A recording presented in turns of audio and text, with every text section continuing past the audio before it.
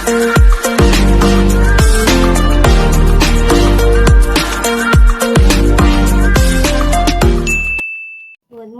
morning mga palalap. Happy Saturday morning. Mapagmalang morning ng Saturday sa ating lahat. Yan, nagre-ready na ako papasok sa aking trabaho.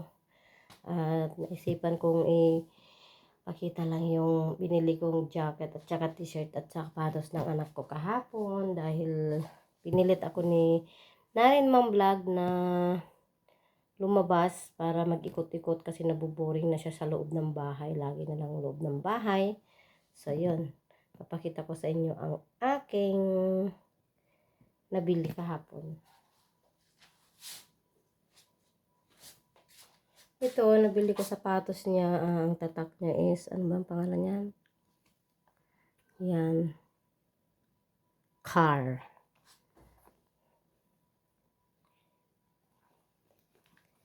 Yan siya. Nag-sale sila. Papabili kasi siya ng rubber shoes. Yung Skechers sana yung bibilihin ko, kaso ano naman, wala siyang size, puro 35, 36 lang, 38 yung size ng anak ko. So ayun, ito lang muna yung nabili ko. Pero bibilihan ko pa rin siya ng Skechers niya kasi gusto niya. Naluma na daw kasi yung Skechers na binili ko sa kanya nung yung regalo ng amo ko sa kanya last year.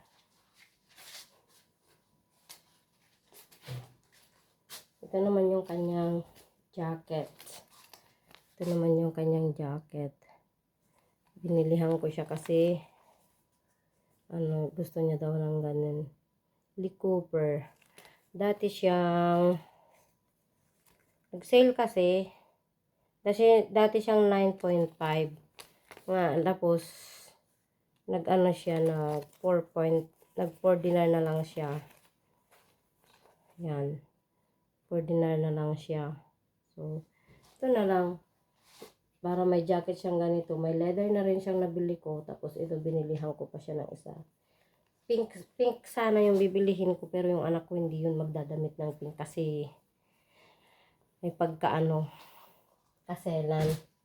Tapos binilihan ko rin siya ng isang t-shirt din na Lee Cooper din. Ayan. Para Lee Cooper din. Ayan. Black ang binili ko kasi yung mga iba may gray, may pink, may orange. Kaya lang hanggang pusod lang, hindi yung nagdadamit yung anak ko ng hanggang pusod. Ang price nito noon is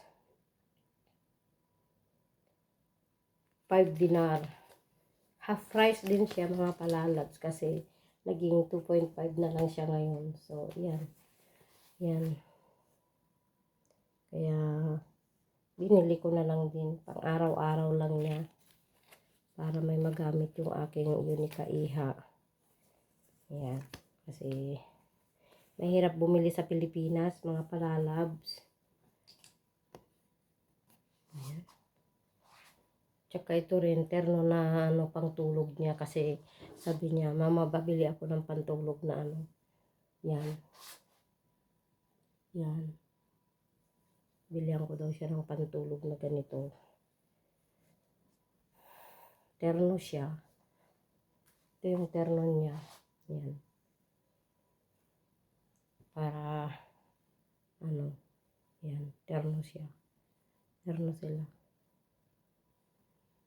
So, ngayon lang nagre-request yung anak ko. Dati pag tinatanong ko siya kung anong gusto niyang bilihin, lagi niya lang sinasabing wala siyang alam ipabili. So, ngayon, tinanong ko siya kasi sabi ko, anong gusto mong bilhin para pag uwi ko, mayroon kang sabi ko, sabi niya, jacket daw, tas pajama daw na pantulog, tsaka rubber shoes daw. So, ayun. Tsaka ito, mga t-shirt na ganito. Dubai ang tatak. Ayan. Ayan. Binili ko siya. Para may pang araw-araw siya. si, ano, ayan. Ayan, Dubai din. Gusto niya kasi yung may mga tatak-tatak. So, kaya naghanap ako ng ano, ganyan.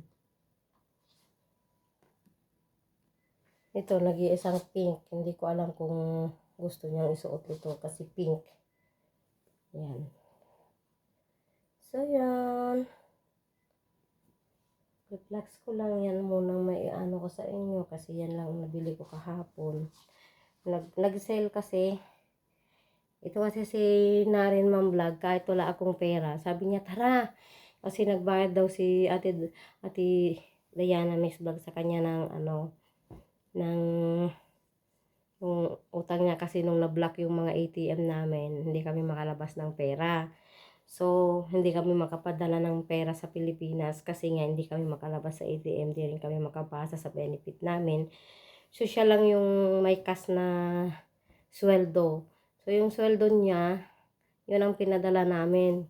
Pinadala ni Ate Diana Mix Vlog na ano, na pinang allowance ng anak niya.